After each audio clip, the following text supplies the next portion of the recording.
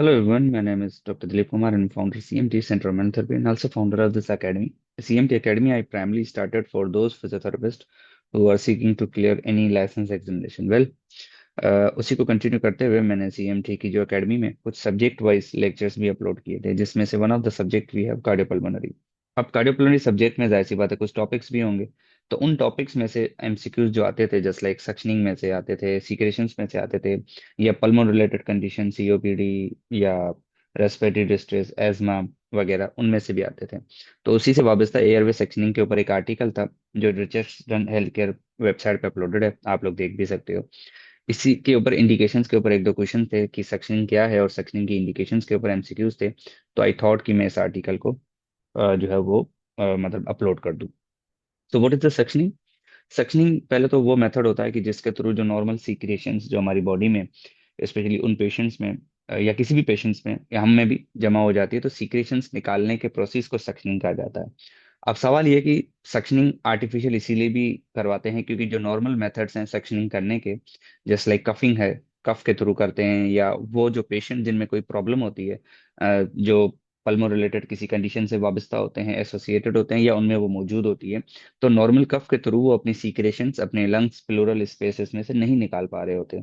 तो for that, for those persons, this suctioning airway suctioning method is introduce, जिसमें artificial भी है और वो mechanical mechanical through any catheter वगैरह के थ्रू या अदर मेथड्स हैं। तो सक्शनिंग एक ऐसा मेथड है जो उन पेशेंट्स में कैरिड आउट किया जाता है जो पेशेंट किसी भी कंडीशंस की वजह से नॉर्मली जो मेथड के थ्रू, नेचुरल मेथड्स के थ्रू नहीं निकाल पा रहे अपनी सीक्रेशन उनमें। सो लेट्स कंटिन्यू, उसी को पढ़ते हैं कि सक्शनिंग एक कॉमन प्रोसीजर है जो कि यूज किया जाता है उन पेशेंट्स में जिनमें कोई कंडीशंस होती हैं, चाहे वो वक्ती हो या परमानेंट हो। जैसे सीओपीडी है, वक्ती कोई कफ फ्लू वगैरह भी हो सकता है वगैरह वगैरह। So this is if the patients feeling difficulty to clear the secretion using the traditional method just like coughing, तो उनके लिए सक्शनिंग इंट्रोड्यूस। जिनमें कफिंग के थ्रू सीक्रेशन नहीं निकाल पा रहा होता वो पेशेंट, तो उनमें ये मेथड जो है वो इंट्रोड्यूस करवाया गया है, उन पेशेंट्स के लिए करवाया गया है। सो लेट्स सी कि इसमें हमारे पास क्या क्या होता है। Suctioning can be performed on the both natural, natural methods के थ्रू भी, मतलब ऑन बोथ, मतलब नेचुरल के ऊपर भी। और नेचुरल मेथड क्या था, मतलब नॉर्मली दो मेथड्स हमारे पास होते हैं, तो ये दोनों मेथड्स के ऊपर करवाई जा सकती है, नेचुरली भी और artificial airway. Artificial through any mechanical, artificial मतलब in short we can say passively या मैनुअली, जस्ट लाइक एंडोट्रेकल मतलब ट्रेकिया में ट्यूब ट्यूब या कैथेटर पुट किया वगैरह, या ट्रेकेस्टोमी मतलब डिफरेंट सर्जिकल या इन्वेजिव मेथड्स के थ्रू। तो सक्शनिंग जो परफॉर्म की जाती है जिसमें एक सक्शन कैथेटर यूज किया जाता है, तभी उसका नाम सक्शनिंग है, जो कि एक लॉन्ग फ्लेक्सिबल ट्यूब ट्यूब है और वो अकॉर्डिंग टू द साइज, बच्चा है, पेशेंट बड़ा है, बूढ़ा है, एक्सेट्रा, उसके हिसाब से। और ट्रेकिया में, तभी इसको एंडोट्रेकल कहा जाता है, ट्रेकिया में इंट्रोड्यूस की जाती है, मतलब इंसर्ट की जाती है। फिर वहां से जो है वो ट्यूब जो है बेसिकली वो अप्रोप्रिएटली साइज के हिसाब से, क्योंकि जो एयरवे पैसेज है starting from the nostril till the lungs, ये सारा एयरवे जो what we can say passage way, उसको डैमेज ना करे उसकी साइज के हिसाब से जो ट्यूब है वो पुट की जाती है, ताकि मजीद कोई, उसके बाद जैसे ही ट्रेकिया में जो ट्यूब है इंसर्ट की गई, उसके बाद सक्शन जो यूनिट होता है उसके साथ कनेक्ट कर दी जाती है, क्योंकि उसी के थ्रू तो आप बेसिकली सिक्रेशंस निकालोगे, मतलब for operating purpose.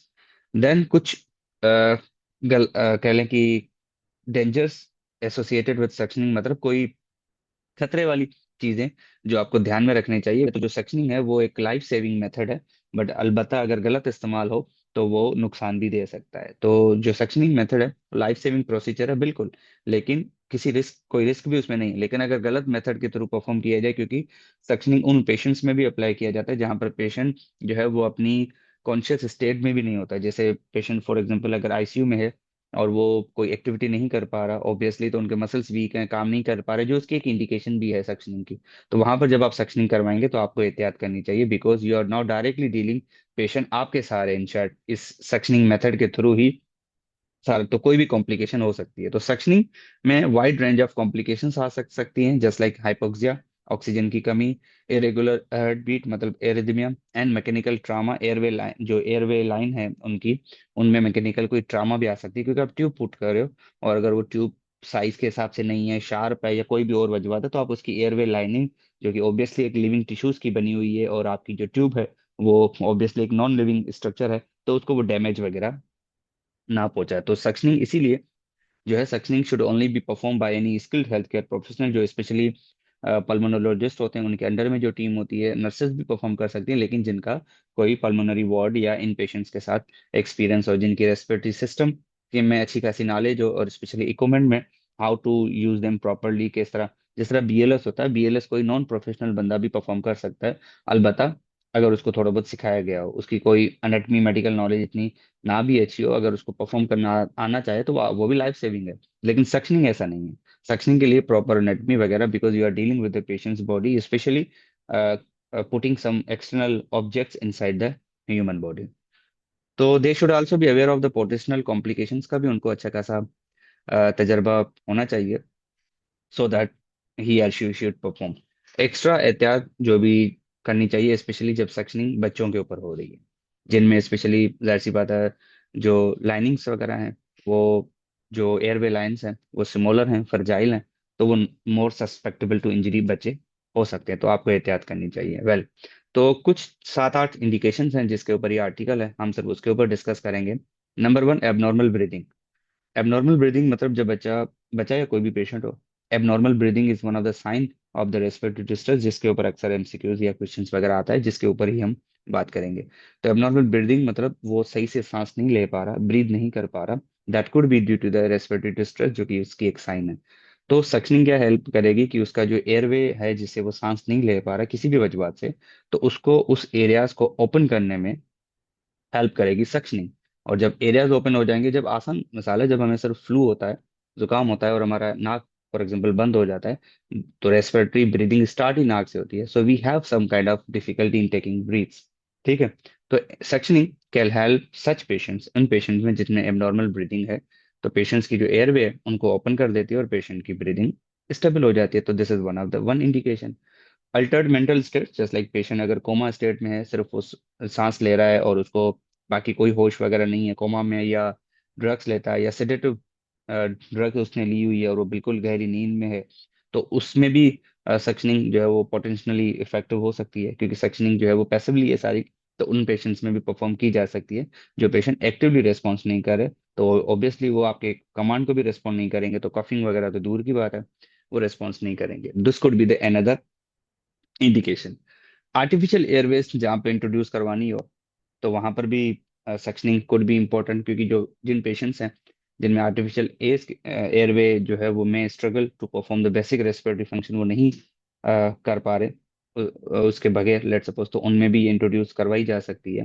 And normal function कौन कौन से, जस्ट लाइक सॉलिंग, कफिंग वगैरह, तो उनमें भी suctioning could be effective in order to remove the secretion. Audible और विजिबल सीक्रेशन, जो ऑडिबल और विजिबल सीक्रेशन है, जो कि मोस्ट ऑब्वियस इंडिकेशंस हैं एयरवे सेक्शनिंग की, उनमें भी इन इन सिम्टम्स में क्या होता है, ये भी सिम्टम्स हैं, और ये क्या करती हैं, ब्लॉक कर देती हैं आपके जो एयरवेज हैं, इन पेशेंट्स के एयरवेज को ब्लॉक कर देती हैं। तो अगर वो एयरवेज ही ब्लॉक हो गया, तो उनमें भी दुश्वारी होगी। तो सक्शनिंग यहाँ पर भी ना कि सिर्फ एयरवे ब्लॉक ओपन करने में हेल्प करेगी, उनके पैसेज को भी हेल्प करेगी, ताकि वो नॉर्मली ब्रीथ कर सके। देन एंडोट्रेकल या ट्रेकल सेल सैंपल, सैंपल लेने के लिए अगर ट्रेकिया से सैंपल लेना है, तो सक्निंग से सिर्फ ब्रीदिंग इंप्रूव नहीं होती, लेकिन सैंपल लेने के लिए भी ट्यूब इंसर्ट करके आप सैंपल, जैसे किसी इन्फेक्शन को या ट्यूमर को फाइंड आउट करने के लिए, किसी को एयरवे लाइन में, किसी भी एयरवे एरिया में, ट्रेकिया में, ब्रोंकाई में, लंग्स में इन्फेक्ट अगर इन्फेक्शन है, ट्यूमर है, तो उनका सैंपल लेने के लिए भी ये ट्यूब यूज की जा सकती है। एनी न्यूरोमस्कुलर डिसऑर्डर, जिससे मसल वीकनेस होती है न्यूरोमस्कुलर डिसऑर्डर में, तो अगर वो नॉर्मल मसल्स हैं जो ब्रीदिंग में हेल्प करते हैं, और वो मसल्स ही वीक हैं, जस्ट लाइक डायफ्राम है मेन इंस्पिरेटरी मसल है, इंटरकोस्टल मसल्स हैं, तो उसकी वजह से अगर पेशेंट को दुश्वारी हो रही है, तो नॉर्मल वो सांस लेने में उसको दुश्वारी है, डिफिकल्टी है, तो ऑब्वियसली वो कफ नहीं कर पाएगा, रेस्पॉन्ड नहीं कर पाएगा, तो वो सीक्रेशन को रिमूव नहीं कर पाएगा। So here the suctioning could be introduce. या decrease oxygen saturation level, VO2 max है। VO2 मैक्स हमने लास्ट में भी डिस्कस किया था, टॉपिक में भी, बड़ा इंपॉर्टेंट कंट्रीब्यूटिंग फैक्टर है। आप कोई भी नॉर्मल एक्टिविटी करते हो, यू नीड ऑक्सीजन, आपकी मेटाबॉलिक डिमांड बढ़ती है, मेटाबॉलिक एक्टिविटी बढ़ती है, तो आपको ऑक्सीजन चाहिए। तो जब मसल्स ही वीक हैं, ऑक्सीजन की डिमांड को मीट नहीं कर पा रहे, so definitely you have decrease oxygen, तो वहां पर this could be introduce suctioning. So these are the basic introduction, what we can say indications. और ये छोटा सा टॉपिक था जो आर्टिकल था, आई थॉट कि इसके ऊपर मैं लेक्चर रिकॉर्ड करूँ। Thank you.